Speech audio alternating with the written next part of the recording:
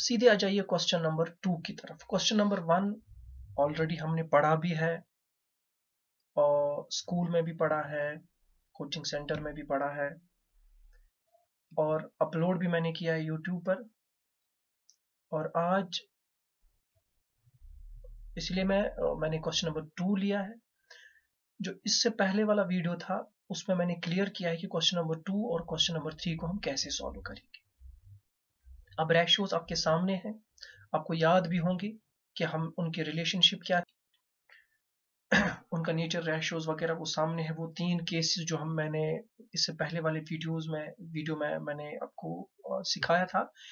पहला केस था हमारे पास a1/a2 is not equal to b1/b2। ये वाला केस है जब लाइंस दो इंटरसेक्ट करेंगे एट वन पॉइंट या at a single point, at a point. दूसरा केस हमारे पास जो था हमने देखा वो है a1/a2 is equal to b1/b2 is equal to c1/c2। उसमें लाइंस जो है वो कोइंसिडेंट होती है, इनफाइनाइटली मेनी सॉल्यूशंस होंगे। तीसरा केस जो हमने देखा था वो है a1/a2 is equal to b1/b2 is not equal to c1/c2। ऐसी स्थिति में लाइंस पैरेलल जाएंगे और जो इक्वेशंस है उनके कोई there is not a single possible solution at all. तो वो चीजें जहन में रख के हम ये क्वेश्चन नंबर 2 कर लेंगे। क्वेश्चन नंबर 2 मैं पढ़ दूंगा। क्वेश्चन नंबर 2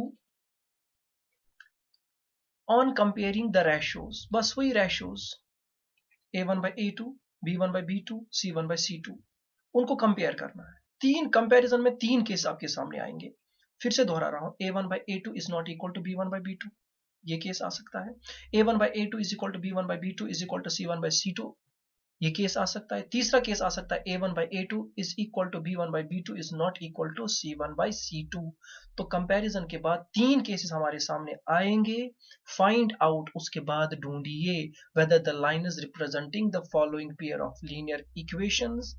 वो जो lines graphical representation in 3 equations की, यानी कि पेयर ऑफ लीनियर इक्वेशंस हमारे सामने 3 है, इनकी जब हम ग्राफिकल रिप्रेजेंटेशन करेंगे तो आप बताइए, वो रेशो स्टडी करके बताइए, क्या वो लाइंस या ग्राफ्स इंटरसेक्ट होंगे किसी पॉइंट पर, या वो पैरेलल जाएंगे, या वो कोइंसिडेंट रहेंगे। आपको ये हमारा क्वेश्चन है। उम्मीद है आपको क्वेश्चन समझ आया होगा। करना क्या है, 3 रेशियो सामने रखने हैं। मैं फिर से दोहरा रहा हूं, a1/a2, b1/b2, c1/c2 3 रेशियोज है।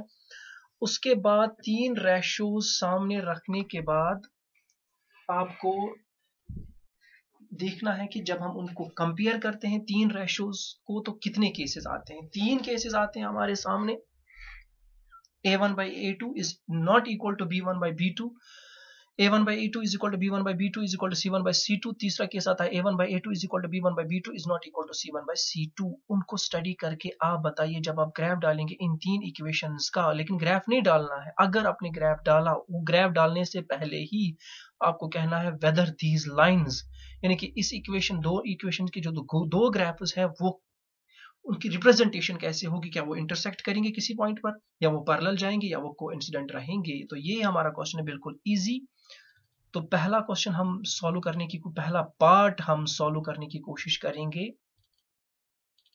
पहला पार्ट है, यहां आप देख लीजिए स्क्रीन पर, ये है आपका पहला part. 5x minus 4y plus 8 equal to 0, 7x plus 6y minus 9 equal to 0। ये दो एक्सप्रेशंस दी हुई है। ये है pair of linear equation in 2 variables. ये देख लीजिए आप। कोशिश करिएगा कि इक्वेशन को 0 के साथ इक्वेट करना, यानी कि सारे के सारे टर्म्स जो है वो LHS की साइड आने चाहिए, ये बराबर रहना चाहिए 0 के।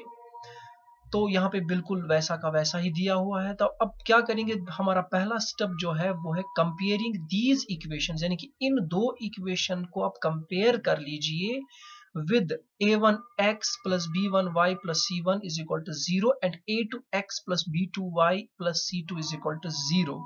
ये दो चीजें है क्या, इनको कहते हैं general form of poly TV, general form of pair of linear equations in 2 variables.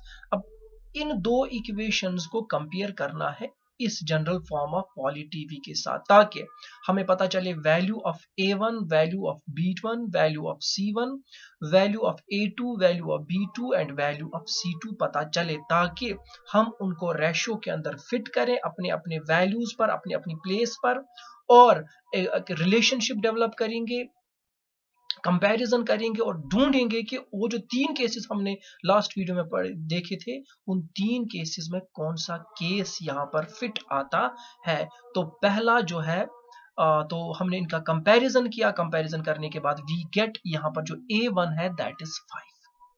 यहां पर जो A1 है यहां पर 5, ये देख लीजिए A1 यहां पर है 5, ये देख लीजिए यहां पर भी A1 5 है कंपैरिजन में। B1 -4, B1 -4, यहां पर भी B1 -4 है, और यहां पर जो C1 हमें दिख रहा है वो है 8, और यहां पर भी C1 जो है वो है 8।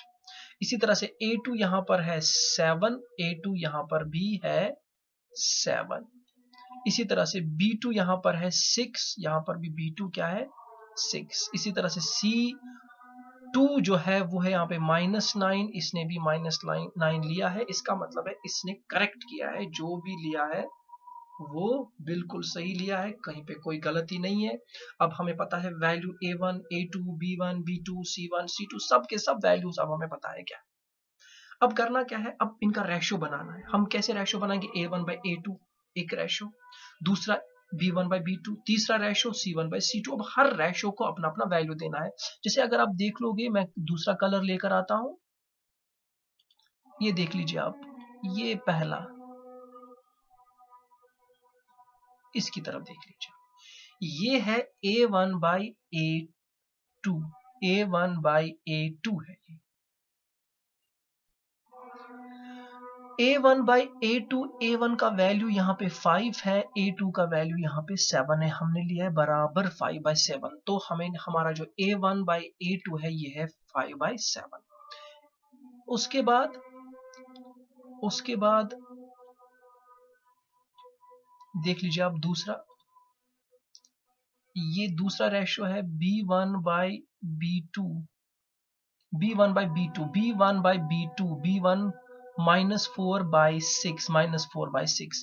लेकिन अगर हम इसकी फर्दर कैंसिलेशन करेंगे, इसको कैंसिलेशन करेंगे, तो हमारा आंसर जो है वो इस तरह का आएगा, वो है 4, ये है 2 2s are 4, 2 3s are 6, तो आंसर मिला -2/3। इसी तरह से तीसरा है हमारे पास, तीसरा रेशियो है C1/C2। आप स्क्रीन पे देख लीजिए, मैं इसको बॉक्स बनाता हूं, इसका C1/C2 is equal to A divide by -9। तो A डिवाइड बाई -9 की जगह हम लिख सकते हैं -A डिवाइडेड बाई 9। अब आप तीन चीजों को, तीन रेशियोज को स्टडी कीजिए।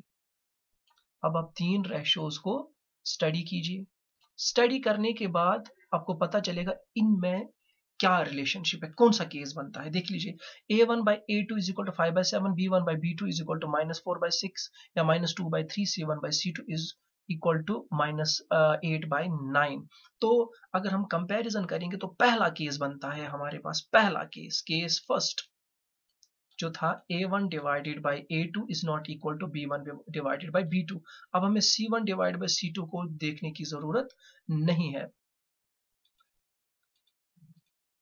C1 ये देखने की जरूरत नहीं है। तो since A1 divided by A2 is not equal to B1 divided by B2, अगर ये बराबर नहीं है तो हमें कंक्लूजन निकालना है। कंक्लूजन है, so the pairs of equation given in the question, so pair of equation जो ये है, pair of equations given in the question have unique solution. क्योंकि यहाँ पे लाइंस जो है वो क्रॉस करेंगे तो इसका यूनिक सॉल्यूशन बनता है, या